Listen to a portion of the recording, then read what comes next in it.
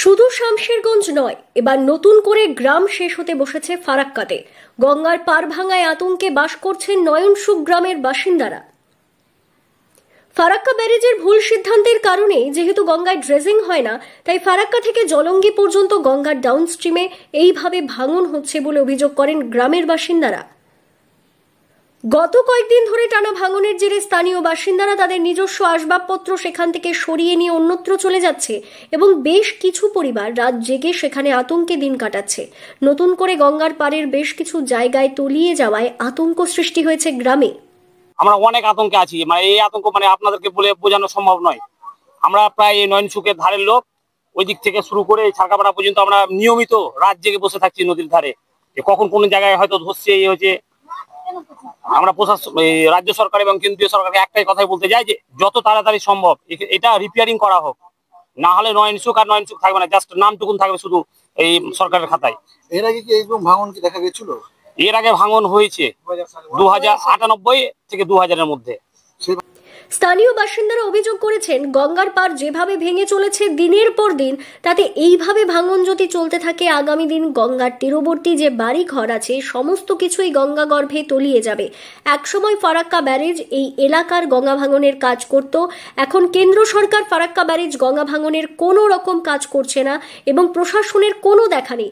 আমরা চাইছি কেন্দ্র হোক বা রাজ্য স্থায়ী সমাধান, কারণ গঙ্গার পাড় যদি এখনই বাঁধন দেওয়া যায় তাহলে গঙ্গার তীরবর্তী বাসিন্দারা শান্তিভাবে বাস করতে পারবেন। কারণ ভেঙে কাটতেই আছে, ভেঙে ভেঙে পাড়গুলো কেটে যাচ্ছে। কেটে যাওয়ার পর আমরা দেখলাম গ্রামবাসীরা খুব দুশ্চিন্তায় আছে, রাত জেগে পুরো রাত জেগে কাটছে। আর দেখছি বৈকালে যখন জালটা ছাড়ছে তার বৈকাল থেকে রাত্রের দিকে কাটছে বেশি। ওরা দুশ্চিন্তা, সারা রাত জেগে থাকছে, ওরা কখন এদের কেটে যাওয়ার সম্ভাবনা আছে সেই কাটছে। কারণ এরা এত আতঙ্ক আছে, রাত জাগতো যাদের এর আগে নয়নসুখ অঞ্চলে যা কেটেছে এর আগে এখানে কেটেছিল, আর কেটে অনেকে ভিতরে ছিল, কাটতে কাটতে চলে এসছে। ওরা খুব চিন্তায় মগ্ন। গ্রামের বাসিন্দারা জানিয়েছেন, গঙ্গা হচ্ছে জাতীয় নদী, সেক্ষেত্রে গঙ্গা ভাঙন জাতীয় সমস্যা। ফারাক্কা ব্যারেজের উদাসীনতার কারণে কেন্দ্র সরকার গঙ্গার ড্রেজিং এর কাজ করে না, ফলে এলাকায় ভাঙন হচ্ছে।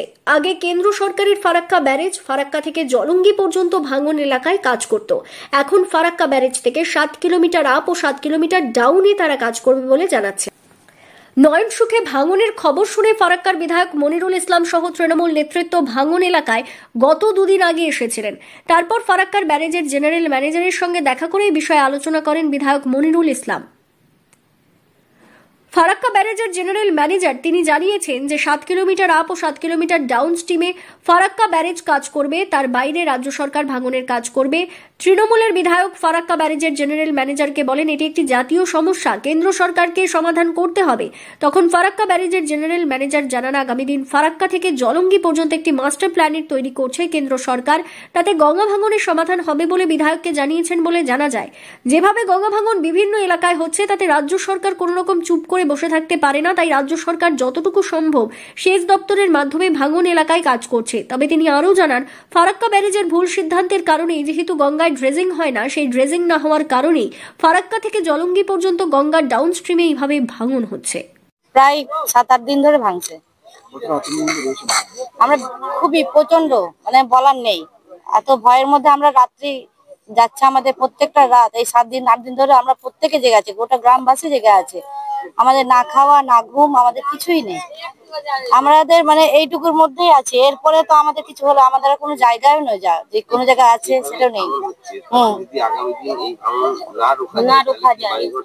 সব চলে যাবে, সব চলে যাবে। এরপরে তো আমাদের কোনো জায়গায় থাকারও জায়গা নেই, যে আমরা কোথাও জায়গা কিনবো বা কোনো কিছু সেই ক্ষমতা তো নেই আমাদের। মুর্শিদাবাদ থেকে তন্ময় মণ্ডলের রিপোর্ট, লোকাল 18 বাংলা।